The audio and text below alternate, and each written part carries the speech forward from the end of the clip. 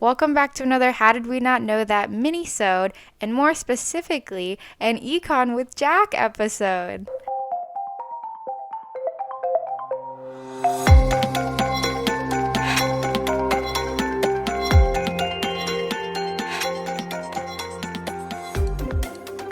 In the last episode, we covered Keynesian economics, and if you haven't heard it yet, go check that out because today we're going to cover the exact opposite of Keynesian economics, known as monetarist economics.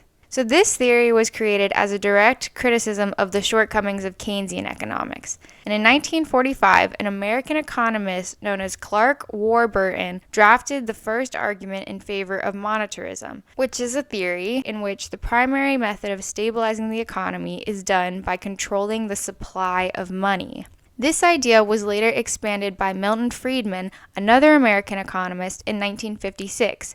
This theory was also developed after World War II, and Friedman believed so strongly in it that he publicly blamed the Federal Reserve for causing the Great Depression. Since the Federal Reserve controls our money supply, it would also be their responsibility to regulate the economy, and any failure of the economy is a direct result of the Fed, according to monetarists, of course. The main idea of monetarist economics is that the best way to run an economy is to control the supply of money that flows into the economy, gradually increasing it over time, and then allowing the rest of the market to fix itself. In contrast, Keynesian economics, which was developed during the Great Depression, argued that once an economy is in a recession or depression, it will continue to get worse unless outside intervention drives consumer demand to buy more goods and services.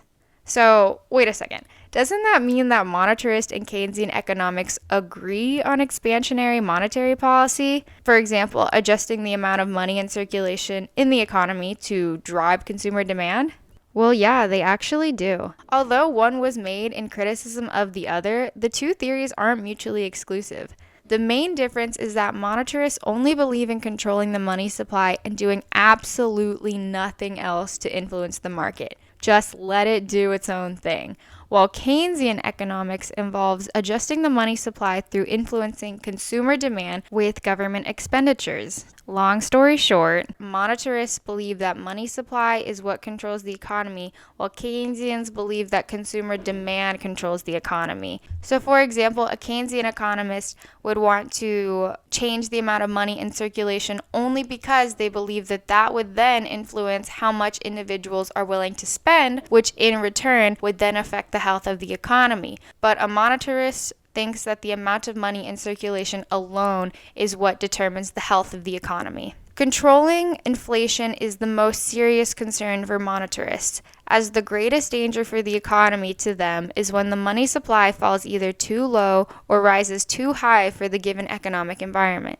The goal is to keep inflation steady and adjust accordingly as the economy changes. More money in the economy allows for more individual spending, thus stimulating growth and increasing inflation. And if inflation gets too high, reducing the amount of money in circulation will lower individual spending as well as the rate of inflation.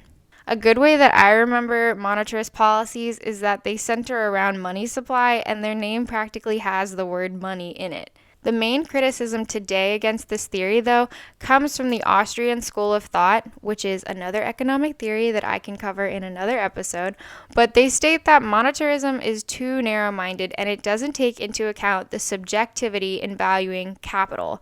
In layman's terms, that means how much individuals perceive the value of a dollar. In addition to that, other criticism states that monetarism can have a negative impact on external economies. Due to the effects of globalization and the interdependence of markets, if you manipulate the money supply in one market, there are going to be unintentional relative effects on other currencies around the world.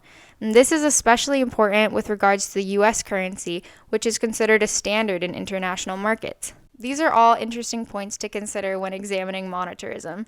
I'm going to wrap it up here, but now you have another economic theory to think about in your free time. I hope you enjoyed this episode, and let us know what other economic concepts you're interested in for a future episode.